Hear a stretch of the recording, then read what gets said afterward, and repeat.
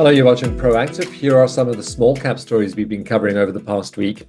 Digital Box says 2024 was a strong year with revenue up 31% and big gains from TV Guide and The Tab. CEO James Carter said the company is aiming to hit 10 brands by the end of 2025 and remains cautiously optimistic about growth in the digital ad market. Well, we had 6 operating brands in 24. We've now got 8. And we have a plan to move to at least 10 by the end of this year. Chesnara has delivered £60 million in cash generation and raised its dividend for the 20th straight year. Reporting back for 2024, CEO Steve Murray said the company has £200 million ready for acquisitions and an M&A pipeline that looks promising heading into 2025. We've got very strong line of sight to cash generation sources that are materially above, implied a continued 3% dividend growth rate. We keep paying the debt coupon.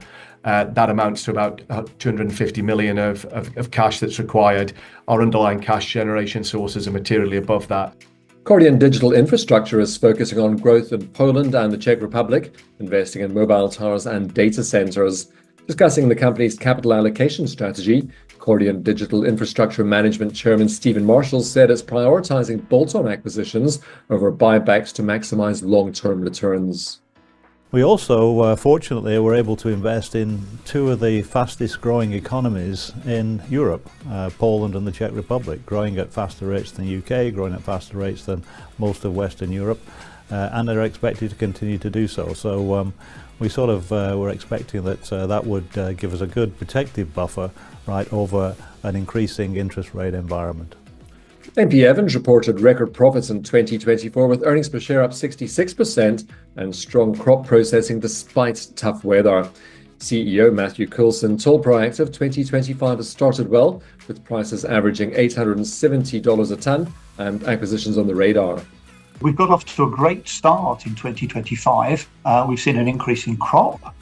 We've seen some very healthy pricing. So prices in the first 2 months of 2025 have been around $870 per tonne. And to put that in context, that compares to around $820 per tonne for all of 2024. So it's a great start. Genflow Biosciences is starting a new clinical trial using gene therapy to improve aging in dogs. CEO Dr. Eric Lyra said the study could lead to near-term revenue and even open up doors for human applications.